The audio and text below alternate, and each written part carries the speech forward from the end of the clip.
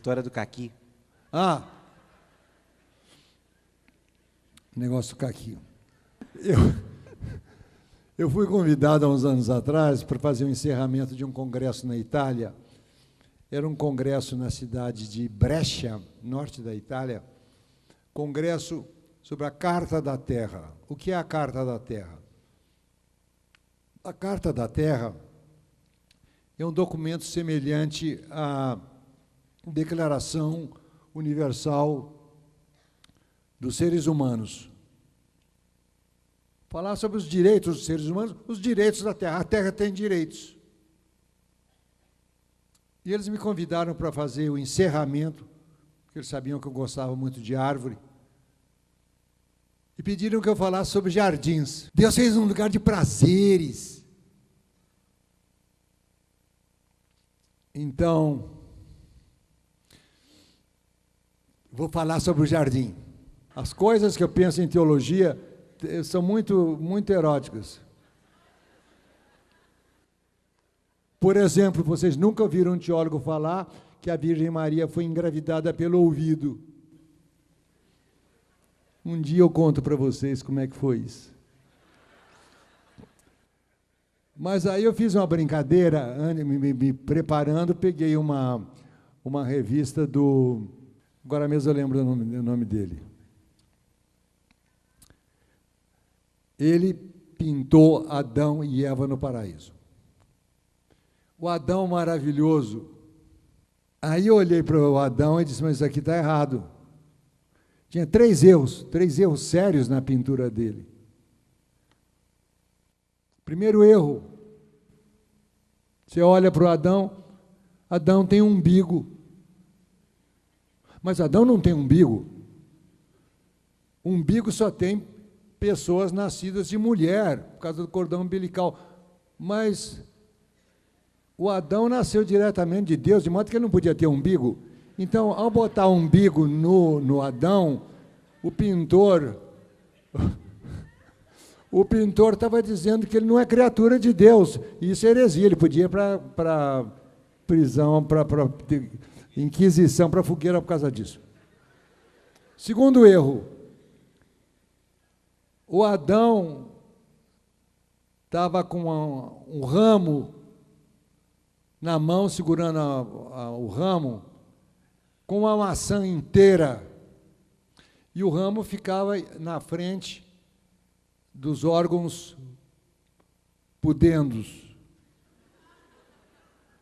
Mas está errado, porque se a maçã estava inteira, quer dizer que ele ainda estava no regime de inocência. Ele não comeu, e lá na Bíblia está dito que no regime de inocência estavam nus e não se envergonhavam, portanto não havia nenhuma razão para ele ficar com aquele raminho ridículo na frente do pipi dele, tampando de quem? De quem que ele estava tampando? Está errada, está errada.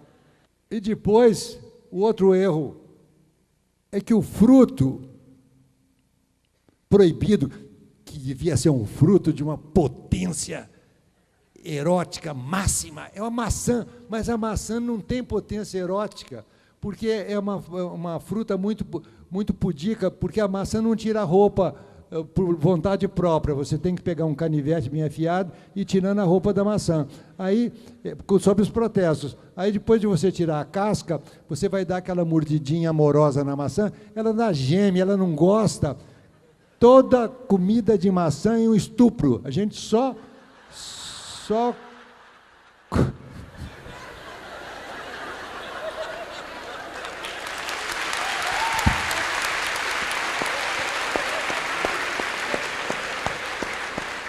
Qual é a fruta da tentação? O caqui. Porque o caqui, você olha para o caqui diz logo para você, me come, vá, e se lambuza todo, é aquela coisa toda. É uma coisa deliciosa, e não precisa de faca, não tem nada que... Ele tira a roupa por conta própria, é uma fruta obscena, obscena.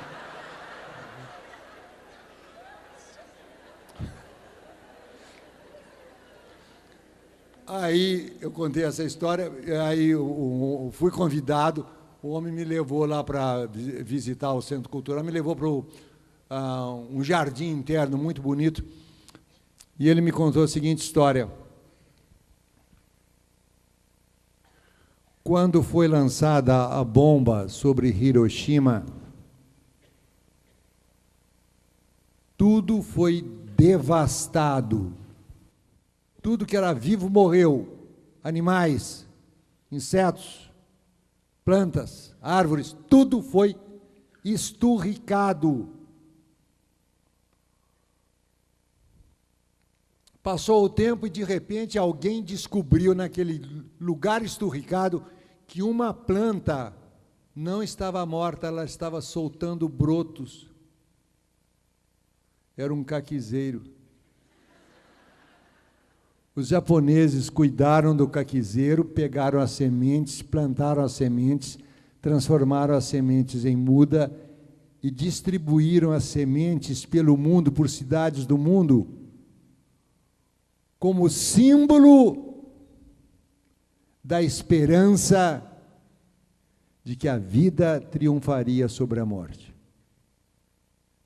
Ele me contou isso. Aí ele virou para mim e disse, olha para trás. Aí eu olhei para trás, estava uma árvore grande. Ele disse, essa árvore aí é um caquizeiro, neto do caquizeiro de Hiroshima. Aí eu comecei a chorar. A minha história de brincadeira deu nisso. E eu fiquei tão comovido. Eu perguntei a ele se ele me dava 3 folhas. Eu fiquei acanhado de pedir que ele me desse as folhas, mas eu pedi 3 folhas, ele me deu a permissão para apanhar as 3 folhas. Eu desidratei as folhas com guardanapos, depois esborrifei um spray lá aqui para impedir que a umidade entrasse em contato com as folhas. Fui lá no vidraceiro e mandei fazer um quadro. É um quadro bobo. É um fundo vermelho com 3 folhas atravessadas. Não tem o menor valor estético. Aquilo não vale nada esteticamente. Aquele quadro vale pela história que ele conta. Isso também é prazer. Mais do que prazer, é alegria. Aquele quadro sem jeito, bobo.